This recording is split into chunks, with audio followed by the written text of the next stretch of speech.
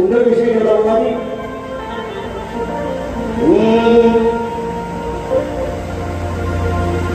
अरे करतो कशाला काय रे, नको आपल्याला दुधाची साई रे. विचारतो का सांगतो याला मिळा, आई कसा तुझा उपाय रे.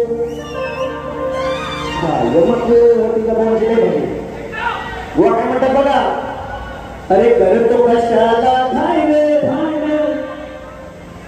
घाई रे घाई रे बुवांची गवलं.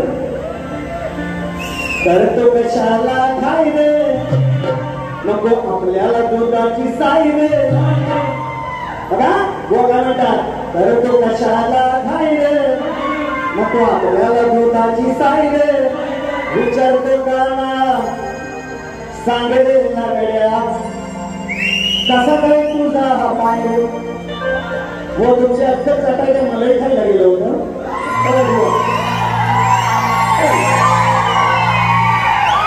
त्या दुधाच्या साईचा आणि रंगाचा काय संबंध आहे. आता तुम्ही मोठे तुम्ही हो, सोडला होता दोन वर्ष गाणं सोडकडं नको होतं.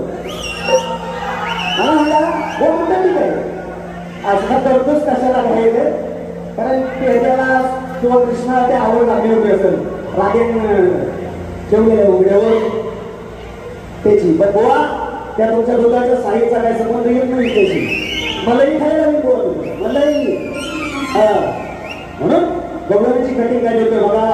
शास्त्र आहे मनशी झोपड लागली तर अजून काहीच मागून त्या दुसरे पाहिजे नक्कीच. काय म्हणायचं मित्रांनो बघा,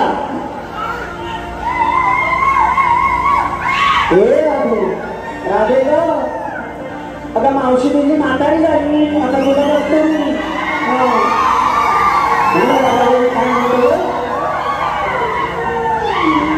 चुप बघायचं नाही गे, तुझी मावशी ही म्हातारी आहे गे.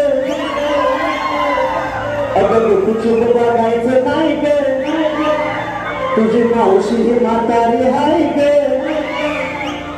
तुला सांगतोय लागल्या पडून लागल्या, तुझ्या वच्यात भेटून राहिलं.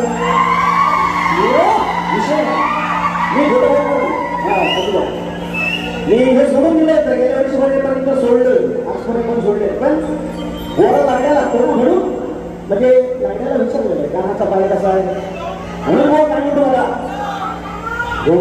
बघायचं नाही ग, तुझी मावशी म्हातारी अशी बघ ना मला हा देवराजी नाही सारा तुझी. आता वाजवायच्या कार्यक्रमाचं गाणं होतं, चुप बघायचं नाही गे, म्हातारी मावशी तुझी हाय गे. चुप बघायचं नाही गे, म्हातारी मावशी तुझी हाय गे.